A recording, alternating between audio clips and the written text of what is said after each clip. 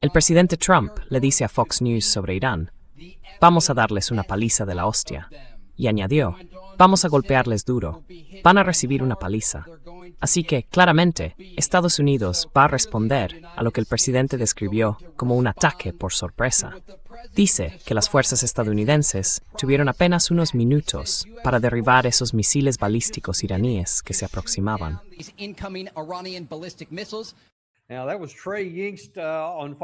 Eso era Trey Yingst en Fox News esta mañana, hablando de una llamada telefónica que tuvo con el presidente Trump, quien estaba reaccionando a un ataque iraní contra una base estadounidense en Jordania.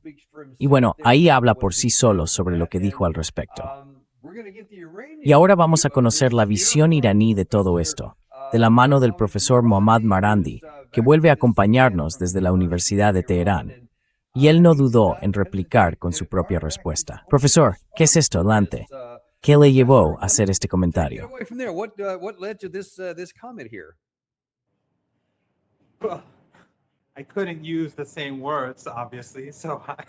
No podía usar las mismas palabras, obviamente, así que tuve que responder de esta manera. Creo que está bastante claro, y creo que usted lo sabe mejor que yo. Es mejor analista y experto que yo. Creo que está claro lo que va a pasar. Si Trump escala la situación, los iraníes la escalarán también. De hecho, personalmente creo, y no puedo afirmarlo con certeza, que los iraníes lanzaron esos misiles para obligar a los estadounidenses a, ¿cómo decirlo?, volver a implicarse, a reiniciar la guerra abierta, porque Estados Unidos está en guerra con Irán. No tenemos un alto el fuego, y el bloqueo de los puertos iraníes es una acción de guerra, y está dirigido contra los iraníes corrientes. Así que creo que los iraníes quieren seguir presionando a Trump por muchos motivos. Uno, es que eso hace subir el precio del petróleo y de la energía, y hace saltar las alarmas en todo el mundo. Eso presiona a Trump.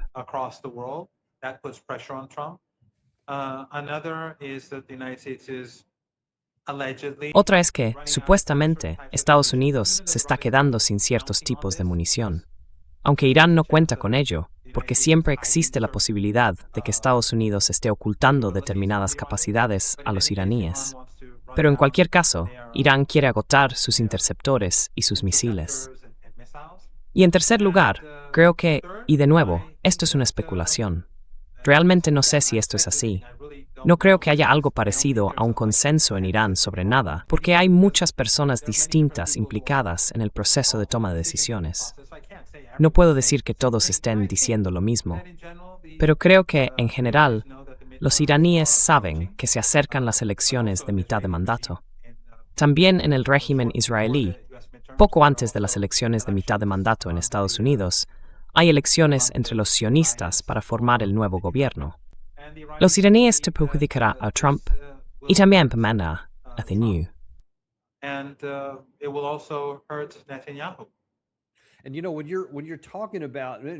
Y ya sabes, cuando hablas de una de las cosas que me preocupan desde hace tiempo, desde la perspectiva estadounidense, es que la guerra no es solo lo que ocurre en el campo de batalla.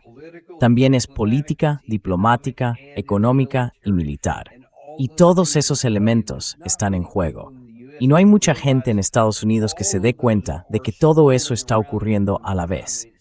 Y parece que la parte iraní lo tiene un poco más claro, porque lo que acabas de decir parecería contrario a la intuición, que quieres empujar a Estados Unidos a volver a entrar en este ataque. Ahora bien, hay más de lo que algunos pueden percibir, y te diré lo que pienso al respecto. Dime si es eso lo que estás viendo en el otro lado o no.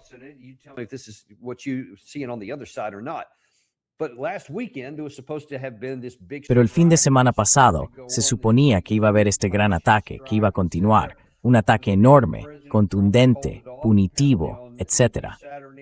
Pero entonces el presidente Trump lo canceló, al parecer el sábado por la noche o el domingo por la mañana, porque según se publicó en los medios, el vicepresidente y el jefe del Estado Mayor Conjunto le convencieron de que nuestras reservas, especialmente de nuestros principales misiles ofensivos y defensivos, están tan bajas que si lanzábamos un gran ataque, no cambiaría la dinámica sobre el terreno.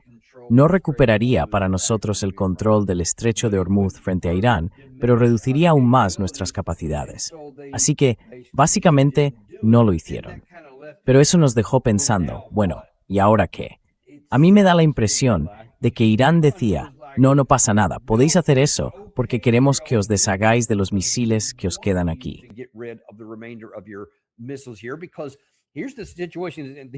Porque esta es la situación, y esto es lo que me preocupa. Si caemos en esto y volvemos a entrar, y Trump hace de lo que está hablando aquí, y regresamos a una guerra a gran escala, y empezamos a lanzar todos estos misiles hacia sus objetivos, quizá no pasen muchos más días o semanas antes de que dependamos únicamente de parte de nuestro material más antiguo y menos capaz, como las JDAM, como las bombas de pequeño diámetro, etc., porque no vamos a tener estos misiles de mayor alcance. Y nuestra defensa aérea será aún menos capaz de lo que ha sido hasta ahora. Y me parece que Irán puede soportar y absorber muchos de estos misiles, porque van a impactar en algunas cosas, van a causar daños y van a matar a gente, sin duda. Pero si nos quedamos sin lo mejor, entonces, al parecer, el lado iraní sí conserva más material de calidad. ¿Es una afirmación justa?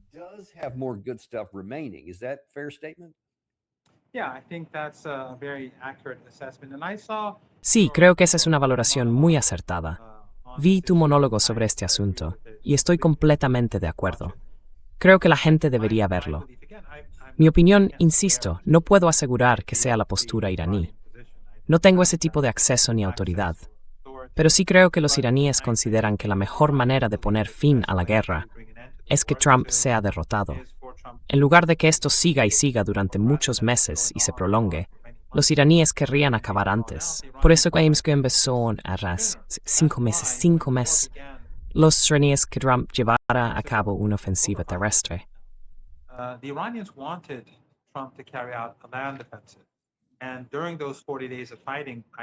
Y durante esos 40 días de combates, cuando hablaba con gente que estaba bastante, algo bien informada sobre la situación, querían una ofensiva terrestre. No porque quisieran que muriera más gente, sino porque pensaban que una ofensiva terrestre sería catastrófica para Estados Unidos. Moriría gente, morirían iraníes, pero acortaría la guerra. Provocaría una derrota tras la cual Trump tendría que dar marcha atrás. Y el objetivo iraní, desde el principio, ha sido que esta guerra termine de tal manera que nadie vuelva a pensar jamás en atacar Irán. Eso es, básicamente, lo que ellos. Así que ahora mismo, en mi opinión, los iraníes están pensando que no quieren que los estadounidenses se retiren, se rearmen o traigan unos cuantos misiles más, y dentro de 2 semanas vuelvan a empezar durante unos días.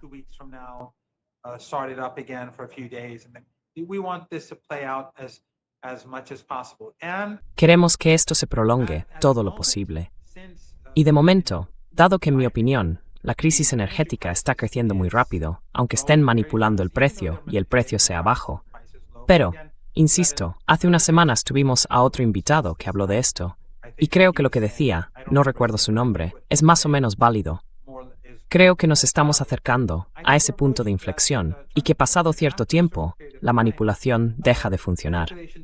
Quiero decir, si mi vaso de agua de aquí, no un vaso de agua, sino este vaso de papel, si se acaba, si no queda agua dentro, entonces no hay más agua. No puedo fingir otra cosa. Y hacia ahí es hacia donde van las cosas. Especialmente porque ahora el Mar Rojo está cerrado para Arabia Saudí y los yemeníes están atacando activos saudíes.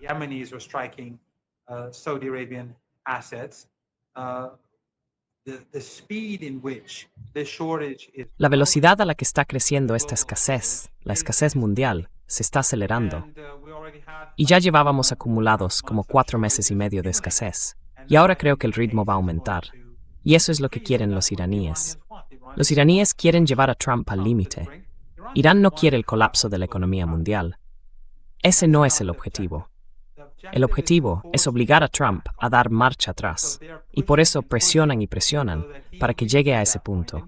Y él lo admitió, básicamente, después de firmar el memorando de entendimiento, diciendo que solo nos quedan 4 semanas de... No quieren ser un Herbert Hoover de los años 30 y todo eso. Así que, básicamente, eso es hacia lo que los iraníes quieren empujarlo. que reconozca que si sigue adelante, la economía mundial se va a precipitar por un abismo.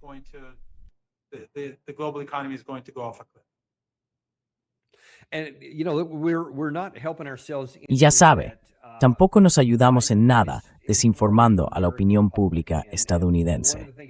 Y una de las cosas, voy a volver a esa llamada con Trey Yingst porque habló de algunas otras cosas que le había dicho el presidente Trump. Y presten especial atención a cuál es la afirmación. ¿Qué dice que produjeron en el lado iraní esos 13 días consecutivos de ataques del mando central?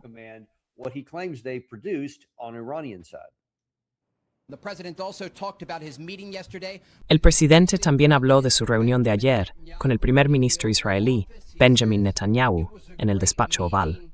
Dice que fue una gran reunión y añade que ahora lo entiende. Parece que la relación entre el presidente Trump y el primer ministro israelí se está fortaleciendo.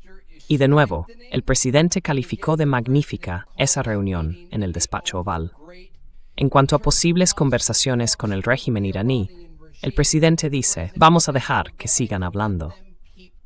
Recuerden que los iraníes acudieron al presidente Trump tras 13 días consecutivos de bombardeos estadounidenses contra Irán, pidiendo reunirse para hablar sobre el estrecho de Hormuz y sus ambiciones nucleares más amplias. Y esas conversaciones están teniendo lugar ahora mismo, entre bastidores. Y luego, este ataque sorpresa, lanzado durante la noche contra las fuerzas estadounidenses. Se están manteniendo conversaciones entre bastidores. No, los iraníes no tienen ningún interés en hablar con Trump. No hablarán con él. No hablarán con representantes de Estados Unidos. Y este es el problema de los medios de comunicación en Estados Unidos. Están todos profundamente condicionados, especialmente Fox News. Así que él está diciendo, creo, recordad, que después de 30 días de bombardeos, los iraníes llegaron a... No hay nada que recordar. Esto es simplemente una invención. Ahora mismo, los iraníes están sentados, esperando la próxima ronda de conflicto. Si Trump escala la situación, los iraníes también la escalarán. Si Estados Unidos continúa con estos ataques limitados, Irán llevará a cabo ataques limitados. Además, porque los iraníes, durante los últimos 13 días, han golpeado a los estadounidenses con más fuerza de la que Estados Unidos ha golpeado a Irán.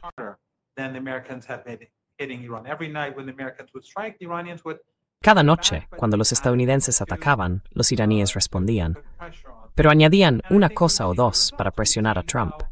Y creo que hemos visto los resultados. Hemos visto cuánto daño se ha hecho. Y las capacidades iraníes, esta vez, han sido más impresionantes, incluso en la guerra de los 40 días, por su precisión y por la magnitud de los daños que han causado. Y creo que cada vez está más claro que los iraníes no se están quedando sin nada. Tienen muchos misiles y drones. Y de alguna manera me recuerda a tiempos pasados. Es como hace 40 años. Pero cuando empezó la guerra de Ucrania, no dejaban de decir que los rusos se estaban quedando sin misiles, que estaban desmontando lavadoras para sacar los chips.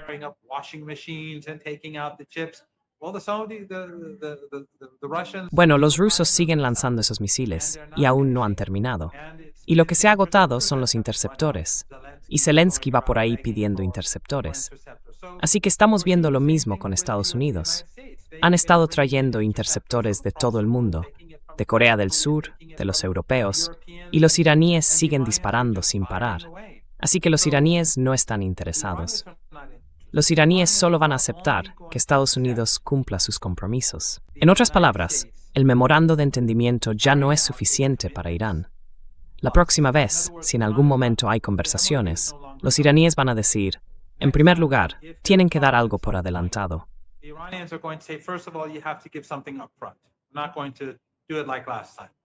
No vamos a hacerlo como la última vez. En segundo lugar, los iraníes van a incluir Yemen, y hay que levantar el asedio. Y hay que hacer algo con Gaza.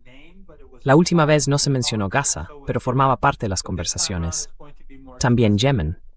Pero esta vez va a ser más explícito, y puede que haya otras cuestiones también.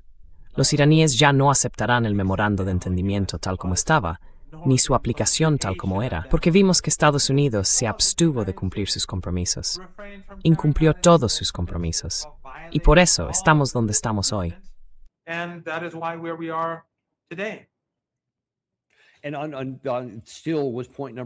Y seguía siendo el punto número 1. Ha mencionado la posible inclusión de Gaza y en concreto Yemen. Pero, ¿qué pasa con el actual párrafo primero, la parte relativa al Líbano? Porque por el lenguaje empleado, siempre me llamó la atención que dijera que tenía que ponerse fin a los combates, pero no decía nada de que Israel tuviera que retirarse. Más tarde, algunas personas decían que eso era un requisito, pero no figuraba en el texto que se firmó. ¿Podría cambiar eso también?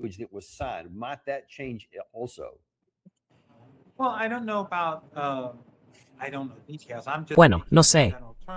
No lo sé. Hablo en términos generales, obviamente. Pero en el primer artículo sí se menciona la soberanía libanesa, y por supuesto, no puede haber soberanía cuando existe una ocupación extranjera. Quiero decir, si, por ejemplo, no sé, México se apoderara de Nuevo México, y luego se hablara de soberanía estadounidense, no tendría sentido, a menos que Nuevo México fuera liberado o que el gobierno mexicano se retirara, o lo que fuera. Ya me entienden. Por cierto, otra cosa que debería añadir es que, de nuevo, esto es algo que Fox y otros medios han estado diciendo repetidamente. No paran de repetir que los iraníes atacaron esos petroleros y que eso fue lo que inició esta ronda de combates.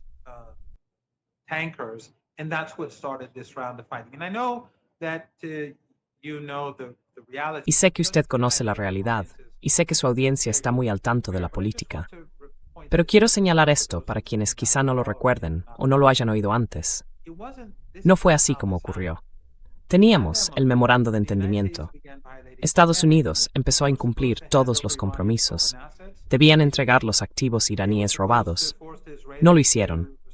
Debían obligar a los israelíes a respetar la soberanía libanesa y poner fin a la guerra. No lo hicieron, y ocurrió lo mismo en todos los frentes, Gaza y demás. No lo hicieron. No debían ampliar el régimen de sanciones. Lo hicieron.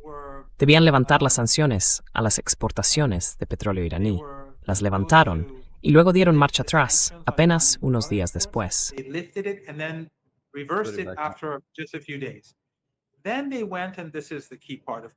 Luego fueron, y esta es la parte clave, por supuesto, y abrieron este corredor en el estrecho de Hormuz. Y sé que ya han hablado de esto, y pido disculpas. Después colaboraron con los saudíes, los emiratíes y los kuwaitíes para que los barcos atravesaran ese corredor. Pese, en el artículo 5, la normalización del estrecho de Hormuz durante el periodo en que se aplica el memorando de entendimiento corresponde a los iraníes. Así que los estadounidenses lo estaban vulnerando, y estos países estaban colaborando. Irán no paraba de advertir a Estados Unidos y a estos países, pero ignoraron a Irán. Fue entonces cuando, unos días después, Irán atacó a 3 de los barcos. Muchos barcos atravesaron el corredor. Los iraníes no dejaban de advertirles. Y entonces atacaron esos barcos, 3 buques de esos países que sabían lo que estaban haciendo. Luego Estados Unidos atacó Irán, otra violación, y reanudó la guerra. Y por supuesto, volvieron a imponer el asedio, lo que constituye otra violación. Así que los estadounidenses vulneraron todos los aspectos del acuerdo. Pero ¿sabe qué es lo más interesante? Que según el memorando de entendimiento, al cabo de un mes, el estrecho debía volver a la normalidad. Si los estadounidenses hubieran esperado solo 10 días más, aproximadamente, no sé exactamente cuántos eran, esto se habría acabado. Es decir, los iraníes, quiero decir, el paso de los barcos habría sido tan fácil como lo era antes de la guerra.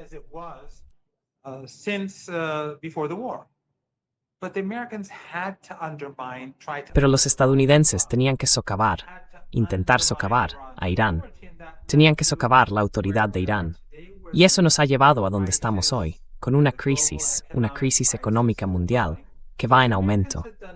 Así que, si los estadounidenses no hubieran hecho nada y simplemente hubieran dicho, de acuerdo, dejemos que los iraníes hagan lo que se supone que deben hacer, conforme al artículo 5. Ahora mismo, mientras usted y yo hablamos, estaríamos en el segundo mes. Es decir, el comercio a través del estrecho se habría normalizado. Solo estaría limitado en el sentido de que los barcos israelíes no podrían pasar, ni tampoco los buques de guerra estadounidenses, pero todos los demás irían y vendrían. Así que Trump básicamente creó una crisis sin ningún motivo, salvo que simplemente quería socavar a Irán.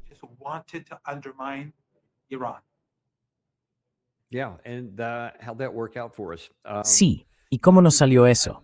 No demasiado bien. Déjame hacerte otra pregunta, de nuevo en el contexto de que las cosas están interrelacionadas. También parece que se ha abierto un nuevo frente en todo esto. En primer lugar, Estados Unidos y Arabia Saudí atacaron a algunas unidades de las PMF, las unidades respaldadas por los chiíes que forman parte de las fuerzas de seguridad iraquíes.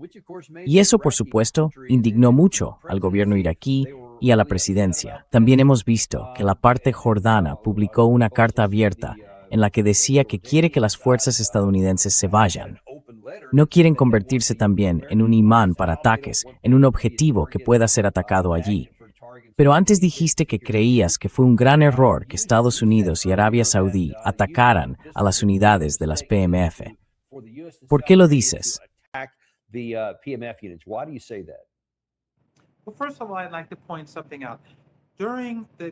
Bueno, en primer lugar, me gustaría señalar algo.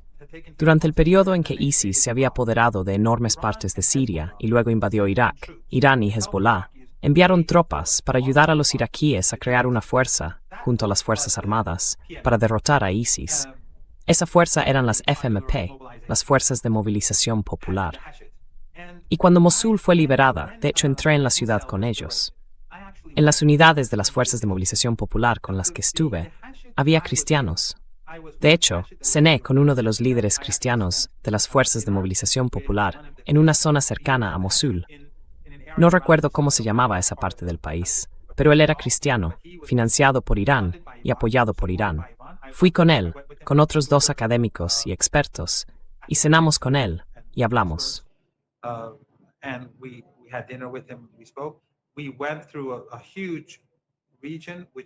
Recorrimos una región enorme donde estaba el Hasht, la movilización popular suní, porque había barrios suníes. La unidad cristiana estaba en una zona cristiana. No es que estuvieran separados. También había mezcla. Pero, en algunas zonas, la población es mayoritariamente chií, en otras cristiana, así que allí era predominantemente cristiana. Y por cierto, los yazidíes fueron los iraníes y la movilización popular quienes salvaron a los yazidíes. De algún modo, los medios occidentales intentaron presentar esto como algo relacionado con Estados Unidos, lo cual no era cierto. Pero lo que quiero decir es que este Hash, esta fuerza de movilización popular, es para todo Irak. Y lo que hicieron los estadounidenses y los saudíes fue bombardearla.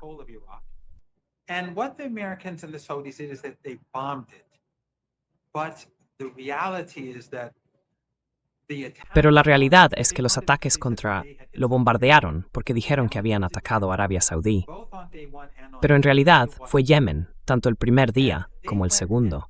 No fue Irak. Y fueron y bombardearon estas unidades que formaban parte de las Fuerzas Armadas iraquíes.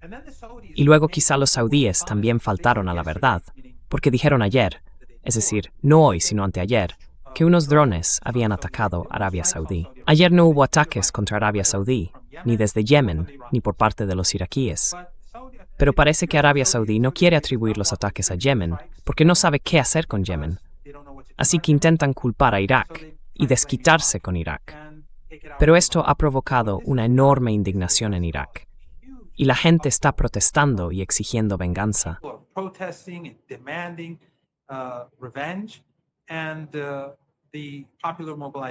Y las fuerzas de movilización popular en Irak, la resistencia iraquí también, están diciendo que se van a vengar. Así que lo que han hecho los saudíes, bueno, siempre ha habido tensiones entre Arabia Saudí e Irak, históricamente. No quiero entrar en eso. Pero la cuestión es que los saudíes provocaron a Yemen. Ahora han provocado a Irak. Quiero decir, provocaron a Yemen al bombardear insensatamente el aeropuerto internacional. Ahora han bombardeado Irak junto a los estadounidenses, al lado de Trump. Y Trump no es popular en ninguna parte de esta región del mundo.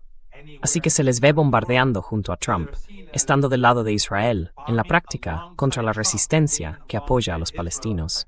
En Irak, han provocado indignación. En toda la región, la gente sabe de qué lado están. Y ahora lo único que vamos a tener es más escalada.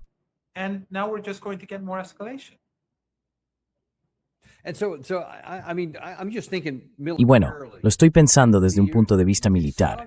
Los saudíes, incluso con el apoyo de los aviones cisterna estadounidenses y otras ayudas que tenían desde 2015, nunca fueron capaces de derrotar a los hutíes. Nunca. Hicieran lo que hicieran. Sobre el terreno, desde el aire, daba exactamente igual.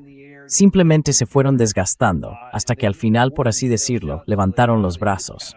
Y ahora, desde que empezó esta guerra, y ya desde la administración Biden, intentaron hacer algunas cosas con estos hutíes, que trataban de bloquear la navegación en el Mar Rojo por lo que estaba ocurriendo en Gaza, etc.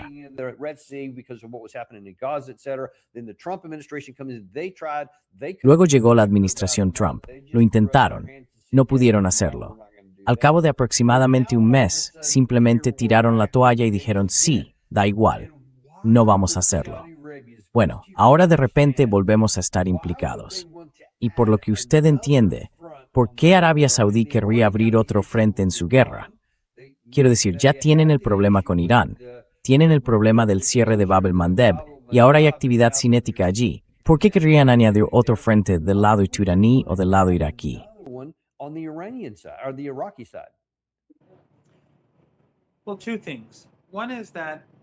Bueno, dos cosas.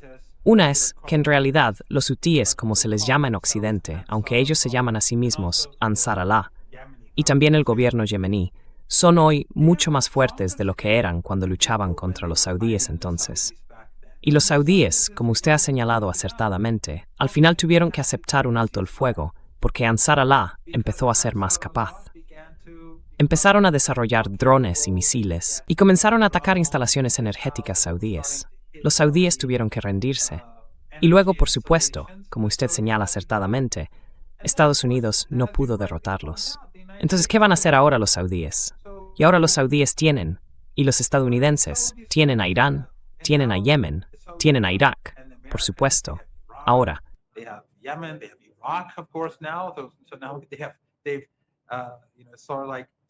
así que ahora han, ya sabes, por decirlo de alguna manera, han removido varios avisperos. Pero hay otra cosa, y creo que esto podría estar relacionado con tu respuesta.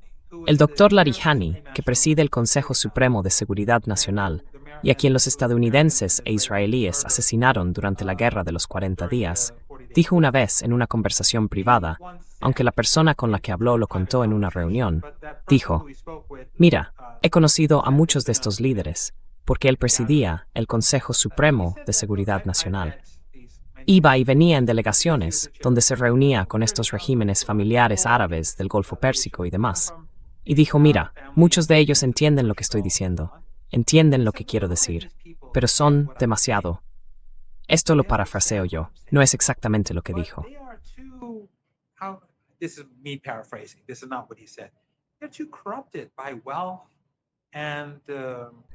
Están demasiado corrompidos por la riqueza y demasiado atados a Estados Unidos como para poder hacer nada, para poder cambiar, para poder pensar con claridad, para poder hacer lo correcto.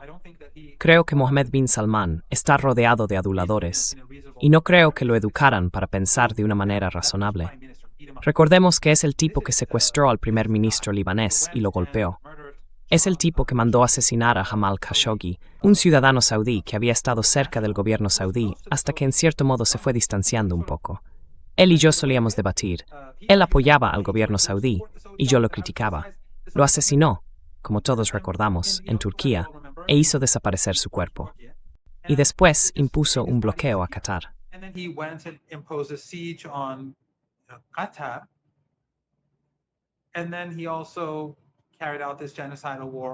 Y luego también llevó a cabo esta guerra genocida contra Yemen. Así que no es precisamente el líder más sofisticado y reflexivo de este planeta. Y como ocurre con Trump, tú, yo y otros siempre nos preguntamos, ¿por qué hace este tipo de cosas? Pues con él pasa lo mismo. No piensa de forma racional. Y esto lo he contado alguna vez en un par de sitios, en un par de programas distintos. Una vez, cuando era más joven, hará, creo, unos 20 años, recuerdo que mi buen amigo Alistair Crook organizaba unas conferencias, unos seminarios, en Beirut. Y hace quizá unos 20 años, más o menos, fui a uno de sus seminarios. Yo tenía 20 años menos. I went to one of his seminars. I was 20 years younger. And he said we were having coffee, me, him, and maybe a Y couple dijo, of other people. estábamos tomando café, él, yo y quizá un par de personas más. Entonces dijo algo sobre la política occidental. Y yo le dije, bueno, Alistair, ¿por qué está haciendo esto Estados Unidos? ¿O por qué lo están haciendo? No les conviene. Y él me respondió, Muhammad, tu problema es que crees que en Occidente el proceso de toma de decisiones se basa en la razón. Unos meses después, volví al Líbano, a otra de sus conferencias, y estábamos teniendo otra conversación, supongo que tomando café o algo así, como la vez anterior. También hablábamos de alguna otra política, no recuerdo cuál era, y yo le dije, porque Alistair es un tipo listo. Bueno, Alistair, ¿por qué están haciendo esto? I said, well, Alistair, why are they doing this? This is like not in the interest of. Esto no va en interés de Occidente. Él dijo, Muhammad, ¿recuerdas lo que te dije hace unos meses? En Occidente no piensan, no elaboran políticas basándose en un razonamiento racional, son emociones. Gran parte de ellos son emociones. Así que creo que cuando se trata de Trump, eso se multiplica por 2. Y creo que cuando se trata de Mohammed bin Salman, probablemente ocurre lo mismo que con Trump. No se basa en un pensamiento racional. De lo contrario, no estaríamos aquí en primer lugar. No habríamos tenido la guerra de los 12 días. No habríamos tenido estos 5 meses de guerra. Y no estaríamos viendo cómo se desarrollan los acontecimientos de los últimos días, tal y como lo están haciendo. Y realmente se está volviendo peligroso, porque ahora hay conflicto en Yemen y Arabia Saudí.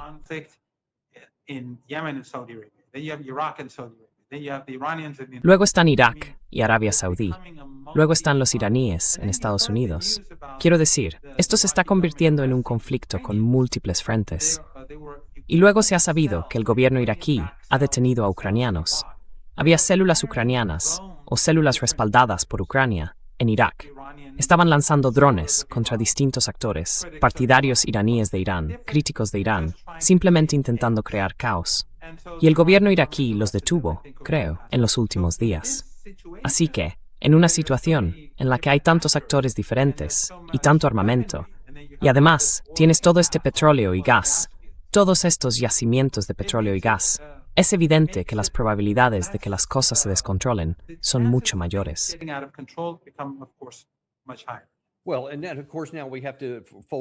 Bueno, y luego, por supuesto, ahora tenemos que añadir a todo lo que acaba de decir la declaración de Benjamin Netanyahu tras su reunión de ayer con el presidente Trump. Una reunión que esta mañana el presidente Trump calificó de estupenda, etc. Netanyahu vino específicamente afirmando que tenía nueva información de inteligencia, según la cual el monte Piccaxe es donde se ha establecido o se estaba iniciando un nuevo programa de armas nucleares, etc., y que Trump tiene que ocuparse bien de ello. ¿Qué va a pasar con esta mezcla volátil que acaba de describir tan acertadamente? Si Estados Unidos realmente lo hace, si eso es lo que el presidente Trump decide hacer, volver a, ya sabe, darle una patada de puta madre a Irán, por decirlo de algún modo, y hace lo que Netanyahu quería hacer, y ataca el monte Piccaxe, ¿eso arrastrará de nuevo a Israel a la guerra? ¿Hará que todo salte por los aires? ¿Cuál cree que podría ser la reacción iraní?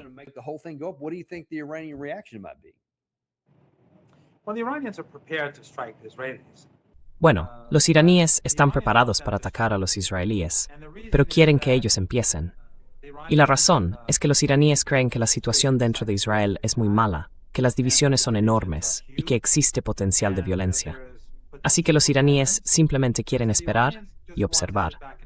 Si el régimen israelí ataca a Irán, Irán responderá con fuerza, con mucha más fuerza, dicen los iraníes, que durante la guerra de los 40 días. Golpeará muy duro para asegurarse de que los israelíes sepan que Netanyahu les hizo la vida miserable. Pero si Irán ataca primero, entonces, y de nuevo esto lo digo yo, no puedo hablar en nombre de nadie, se crea una situación en la que algunas personas podrían cerrar filas en torno a Netanyahu. Irán no quiere eso. Irán quiere que la situación interna en Israel empeore. Así que Irán está preparado para atacar, pero quiere que los israelíes empiecen. Pero si Trump es timing terrorist goth. Si ata a Piccaxe, cared. Sí, si Trump escala la situación, los iraníes han dicho muy específicamente, respecto a esta montaña, que si Estados Unidos la ataca, tomarán represalias en toda la región. Y eso significa atacar infraestructuras críticas en Arabia Saudí, los Emiratos y Bahrein. Sería algo así como atacar los puentes, las centrales eléctricas y todo eso que Trump ha estado planeando. Irán ha dicho que va a responder con mucha dureza, así que cualquier escalada ahora por parte de Estados Unidos creo que probablemente conducirá a la situación que ninguno de nosotros desea ver, un colapso económico mundial. Porque al final, y de nuevo, tú sabes más de esto que yo, tienes invitados que son economistas, y quizá me estoy arriesgando al decirlo, pero se puede manipular el mercado durante un tiempo, y la IA puede ayudar a hacerlo, y demás.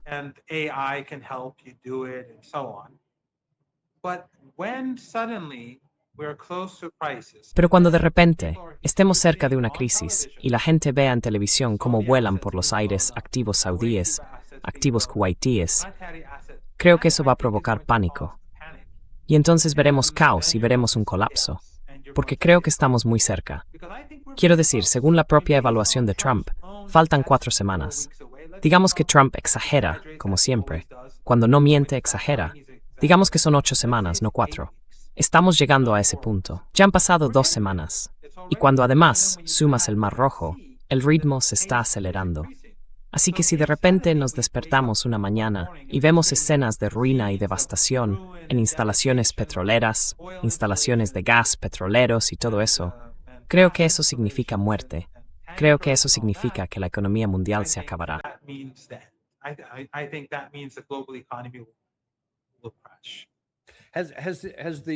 Hasta donde usted sabe, el régimen iraní ha comunicado a estos países regionales del Consejo de Cooperación del Golfo algo como, oigan, no queremos atacar sus infraestructuras energéticas porque eso les haría retroceder muchos, muchos años y provocaría toda esta catástrofe económica mundial y demás, que también afectaría a amigos de Irán como China, India y otros que también pagarían las consecuencias. Para decirles, oigan, si simplemente, ya sabe, en Siahan de Stadtini no te queremos. ¿Está ocurriendo algo así?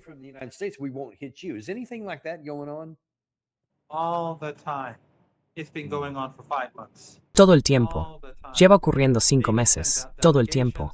Incluso enviaron delegaciones, recibieron delegaciones, están en comunicación a través de sus embajadas. Pero estos países empezaron apostando por el caballo equivocado. Pensaron que si Trump ataca, ganará la guerra en un par de días. Recuerden que obtienen su información sobre Irán de las mismas fuentes que Trump, los medios occidentales, los grupos de expertos. Irán está a punto de caer. Es un régimen impopular, está a punto de implosionar. Son incapaces de gobernarse a sí mismos. Ya saben, basta un pequeño empujón y se derrumbará. Todas esas tonterías que llevamos oyendo durante los últimos 47 años.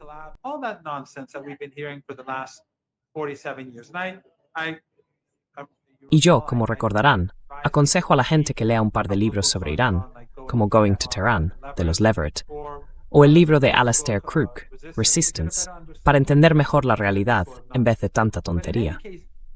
Pero en cualquier caso, aunque son vecinos de Irán, obtienen su información de las mismas fuentes occidentales. Así que se creen esas tonterías. Pensaban que Trump libraría esta guerra, que duraría un par de días, que el llamado régimen se derrumbaría y que ellos quedarían bien con Trump y no tendrían ninguna dificultad. Bueno, no salió así, como sabíamos que no saldría, porque todas esas tonterías sobre Irán eran exactamente eso. Tonterías. Y lo vimos en los funerales. Lo vimos en las capacidades militares de Irán.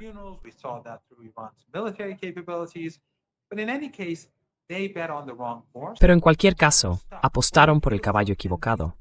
Y ahora están atrapados, o sienten que lo están. Y estos países no son entidades soberanas. Estos príncipes y reyes están atados a Occidente. Es Occidente quien los mantiene en el poder. Quiero decir, Arabia Saudí es un país que lleva el nombre de una familia, la familia Saud. Quiero decir, no es un país por el que la gente vaya a querer morir. Y así tienes a esta familia al mando. No tienen legitimidad popular. No tienen una sociedad civil real, en el sentido en que tú o yo lo entenderíamos. Así que son frágiles. Son vulnerables. Y si se vuelven contra Estados Unidos, los derrocarán las mismas personas que los mantienen en el poder. Si se alinean con Estados Unidos, obtenemos lo que estamos obteniendo ahora mismo. Esa no es una buena pregunta. Lo único que pueden hacer es, en privado, suplicar a Trump que no haga estas cosas. Eso es todo lo que pueden hacer.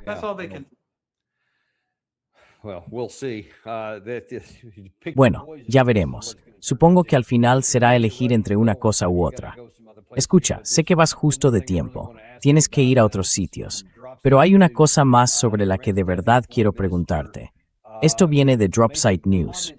El viceministro de Exteriores de Irán hizo ayer unos comentarios. Hay varias conclusiones claves sobre la posición estratégica de Teherán en esta guerra, y creo que algunas son muy importantes, así que quiero conocer tu opinión. Algunas, como esta. Irán dice que Hormuz nunca volverá al statu quo anterior a la guerra, y eso es algo que llevas diciendo bastante tiempo. Pero este otro aspecto me gustaría que lo comentaras, porque el control de Hormuz se considera ahora parte de la seguridad nacional de Irán. ¿Qué implicaciones tiene hacer esa declaración?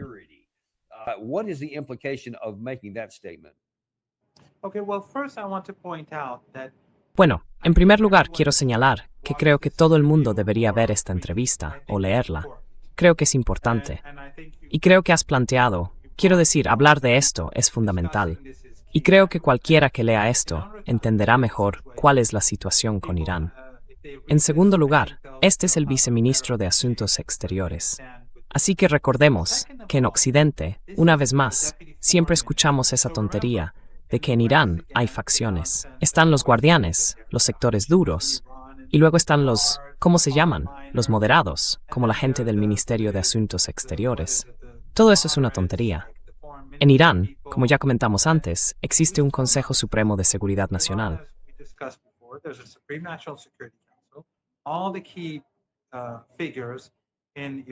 Todas las figuras clave del aparato político, militar y de seguridad de Irán están implicadas y toman decisiones.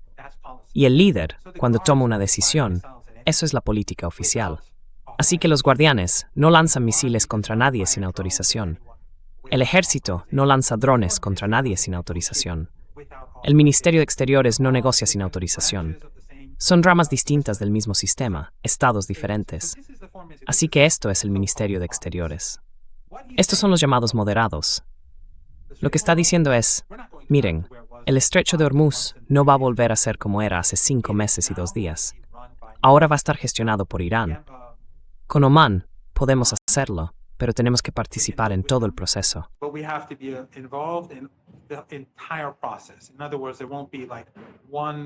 En otras palabras, no habrá una ruta para Omán y otra para Irán. No. ¿Por qué?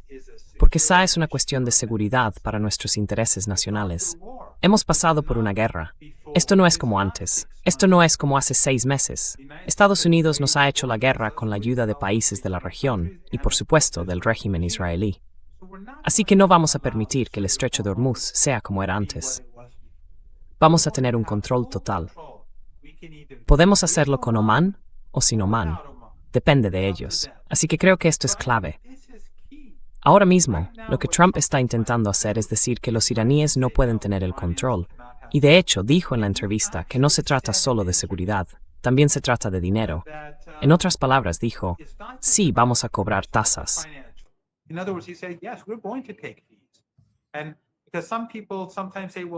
Y porque a veces hay gente que dice, bueno, esto va de seguridad, no tanto de tasas. Él lo dijo muy claramente. Va de seguridad y va de tasas. Esos países, esto lo añado yo, él no dijo esto, ¿de acuerdo? No recuerdo que lo dijera. Esos países, los saudíes, los emiratíes, los kuwaitíes, los cataríes, los bahreiníes, libraron una guerra contra nosotros. Ayudaron a los estadounidenses a destruir nuestra infraestructura, a matar a nuestros niños.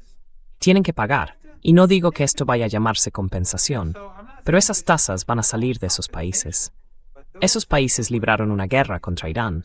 Es verdad que Trump era quien estaba detrás, Netanyahu era quien estaba detrás, pero al final del día, sin estos 5 países, la guerra no habría podido continuar.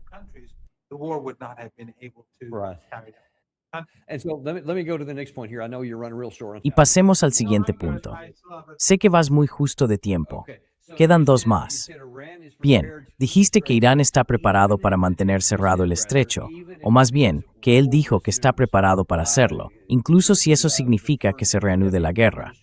El viceministro de Asuntos Exteriores rechazó reabrir el estrecho a la navegación, que es lo que acabas de decir. Pero creo que es importante que la gente entienda esto. Según él, Irán mantendrá cerrado el estrecho hasta que nosotros lo reconozcamos, incluso si eso significa volver a la guerra. No se abrirá el estrecho sin el permiso de Irán. Eso es lo que está diciendo, ¿no? Así es. That's right. I mean, to be clear, Quiero decir, para que quede claro, si vamos a ser precisos, algunos barcos sí pasan, pero lo hacen por el corredor iraní. Son muy pocos. No tiene nada que ver con la situación de hace 3 semanas, y mucho menos con la de hace 6 meses. Así que pasan unos pocos barcos al día. Creo que hoy, por ejemplo, han pasado 2 o 3 barcos japoneses y 2 chinos, de países que no han tenido nada que ver con la guerra. Pero son muy pocos. Así que no habrá normalización del estrecho de Hormuz hasta que se resuelvan estas cuestiones. Y recuerden que Trump solo tenía que aplicar el memorando de entendimiento, y a estas alturas ya estaríamos en el segundo mes. And by now we'd be in month 2. Shipping through the strait would have been normalized. El tránsito marítimo por el estrecho se habría normalizado, pero él nos ha devuelto a esta situación catastrófica. Y es la tercera vez que lo hace. Quiero decir, sin contar la guerra de 12 días, que también fue catastrófica. Pero él inició esta guerra, creó esta situación. Luego hubo un alto el fuego tras 40 días. Podría haber aplicado ese alto el fuego. ¿Y qué pasó? Netanyahu fue y bombardeó Líbano de forma indiscriminada, impidiendo que el alto el fuego se consolidara. Así que los iraníes no permitieron el paso de barcos. Y después, Trump impuso ese asedio. Podríamos haber terminado con esto tras 40 días de guerra.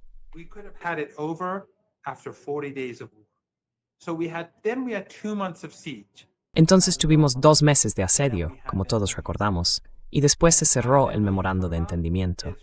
¿Y cómo se llegó a ese memorando? Israel volvió a bombardear Beirut e Irán estaba a punto de atacar. Entonces Trump dijo, no, haré estas concesiones, acabemos con esto. Él sabía lo frágil que era la economía mundial. Se llegó al memorando de entendimiento y en vez de aplicarlo, empezó a querer hacerse listo, a engañar a Irán y a intentar socavarlo. Bueno, los iraníes estaban intentando raid y lo bloquearon. Y ahora hemos escrito su crítica, que es there.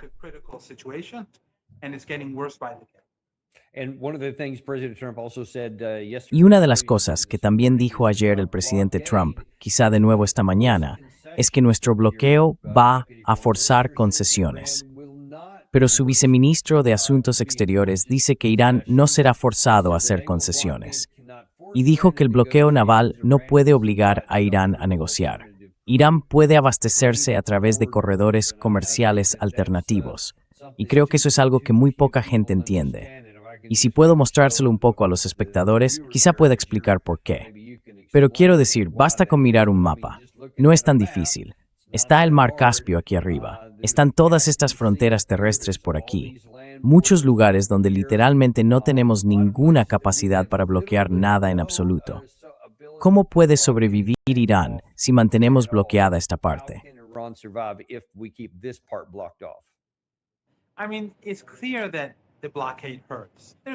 Quiero decir, está claro que el bloqueo hace daño, no hay ninguna duda. Pero Irán tiene 15 vecinos. Irán es un país enorme. No tiene el tamaño de Estados Unidos, pero sí el de Europa Occidental. Y es más grande que creo Francia, Reino Unido y Alemania juntos. Y como usted ha señalado acertadamente, es montañoso. Tiene una población enorme, de bastante más de 90 millones de habitantes. ¿Cómo va a rodearlo nadie? Tiene a los rusos, que son vecinos a través del mar Caspio. Tiene Azerbaiyán, Armenia, Turkmenistán, Pakistán, Turquía e Irak. Y luego está el Golfo Pérsico. No va a funcionar. Pero además, y más importante aún, los iraníes están librando una vivencia.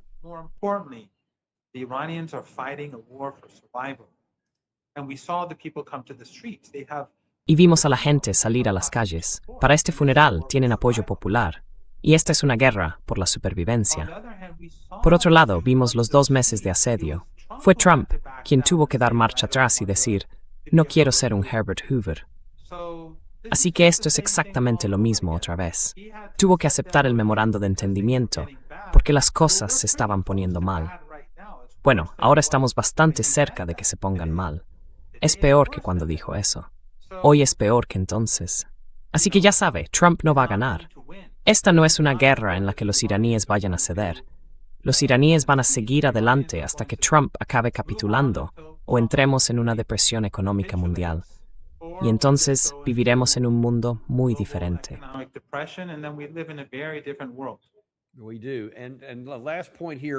Así es. Y el último punto. El presidente Trump, quiero decir, todo lo que al menos ha dicho públicamente gira en torno a que Irán nunca tendrá un arma nuclear. Eso es lo que dijo en 2025. Eso es lo que dijo el pasado febrero. Eso es lo que dijo esta mañana con Trey Yingst. Lo sigue repitiendo una y otra vez. Y lo más importante de los comentarios de este ministro de Exteriores, viceministro de Exteriores, sobre el expediente nuclear es que dijo que Irán está actuando, en la práctica, como si ya no fuera miembro del TNP. Y añadió que Teherán está debatiendo si abandonar por completo el TNP. Eso tiene repercusiones bastante significativas. ¿Qué puede decirnos sobre la situación de esto dentro de Irán?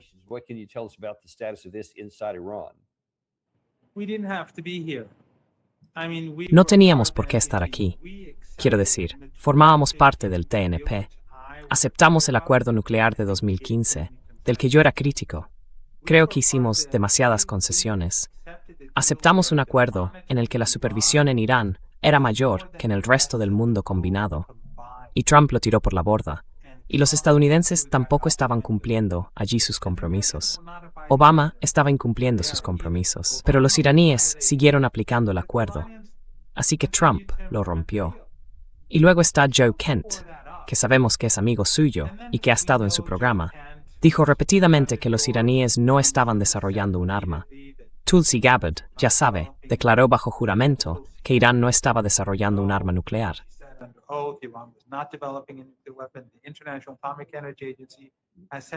El Organismo Internacional de Energía Atómica lleva años diciendo que no hay pruebas de que Irán esté desarrollando un arma nuclear. Incluso Estados Unidos ha reconocido que desde 2003 Irán no ha estado desarrollando un arma nuclear. Y antes de 2003 tampoco hay pruebas de que Irán estuviera desarrollando un arma nuclear, porque el OIEA nunca ha dicho tal cosa. Así que Estados Unidos ha ido empujando a Irán hacia la situación en la que estamos ahora. Y recuerden que quien lo dice es el viceministro de Asuntos Exteriores. No son los guardianes, ni los llamados halcones, ni quien sea. Así que está diciendo, miren, si nos van a empujar hasta ahí, entonces, con estas políticas básicamente vamos camino de salir del TNP. Así que Trump ha hecho básicamente exactamente lo contrario de lo que dijo que haría.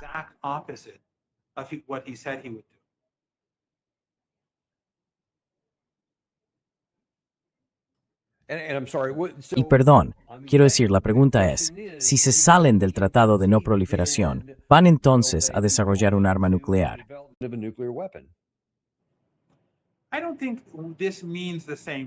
No creo que esto signifique lo mismo, pero sí creo que crea más capacidad de presión. Quiero decir, ¿por qué Irán enriqueció uranio al 60% en primer lugar? En Estados Unidos, en Fox News, dicen, lo hicieron. ¿Por qué lo hicieron? ¿Porque quieren un arma nuclear? No, es absurdo. Los iraníes, desde el principio, cuando Trump abandonó el acuerdo nuclear, esperaron 2 años. Después de 2 años, reiniciaron el programa nuclear. Y luego, cuando Occidente siguió negándose a levantar todas esas sanciones, empezaron a enriquecer a niveles más altos para presionar, como base, en la mesa de negociación.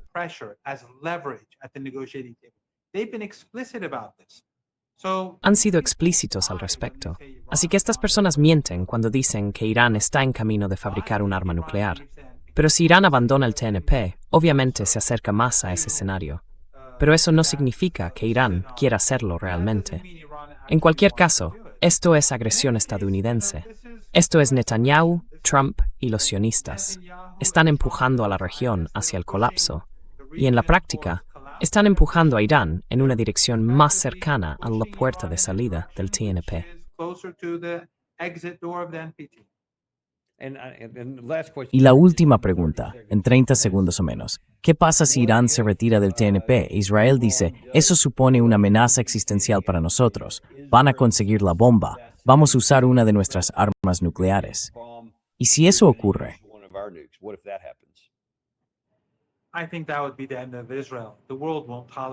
Creo que ese sería el fin de Israel.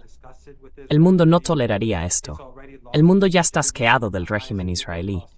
Ya ha perdido su legitimidad a ojos de la gente de todo el mundo. Todo el mundo empezará a desarrollar armas nucleares en toda la región, y quizá más allá. E Irán es un país enorme, con montañas por todas partes, como usted ha señalado. Si Israel fuera en esa dirección, a Irán le bastaría con avanzar para construir una o dos, y eso sería más que suficiente. Y vemos las capacidades convencionales de Irán. Ha derrotado a Estados Unidos y al régimen israelí en la guerra. Así que eso sería lo más estúpido, y supondría poner fin a muchas cosas. Pero esperemos que estos sionistas insensatos, estos supremacistas étnicos y los neoconservadores de Estados Unidos no lleguen a tanto. Solo podemos confiar en que no ocurra, porque nadie saldría ganando si eso pasa. Todos y cada uno de nosotros perderíamos. Y que Dios nos ayude si llegamos a ese punto. Pero le agradecemos su franqueza y que comparta lo que ve desde Teherán. Se lo agradecemos hoy. Gracias. Es un honor. Mit. Y también os agradecemos a vosotros. Aseguraos de darle a me gusta y suscribiros si aún no lo habéis hecho. Nos vemos mañana. No tenemos patrocinadores porque odiamos bombardearos con anuncios. A mí no me gustan, así que devolvednos un poco de cariño. Suscribíos, dadle a me gusta y enviadle esto a alguien que os importe. Send this to somebody you care about.